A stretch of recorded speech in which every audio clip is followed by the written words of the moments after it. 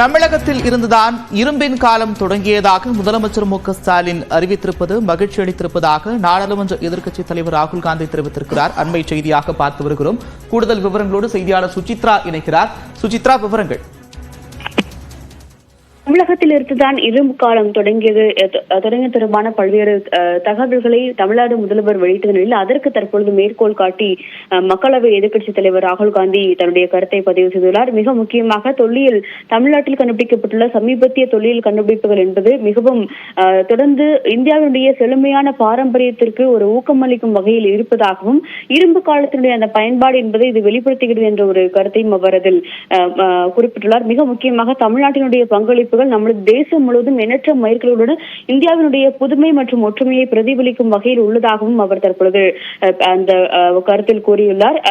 ஒவ்வொரு மாநிலத்திலும் சமூகத்திலும் குரலிலும் செலுத்தி வளரும் இந்தியாவினுடைய உணர்வை கொண்டாட வேண்டும் என்ற ஒரு கருத்தையும் தற்பொழுது மக்களவையினுடைய எதிர்க்கட்சித் தலைவர் ராகுல் காந்தி இந்த தமிழ்நாடு முதல்வர் மு.க.ஸ்டாலினுடைய பதிவை மேற்கோள் காட்டி அவர் எக்ஸ் தளத்தில் பதிவிட்டுள்ளது மிக முக்கியமாக பார்க்கப்படுகிறது. நன்றி சுசித்ரா, விரிவான விவரங்களுக்கு.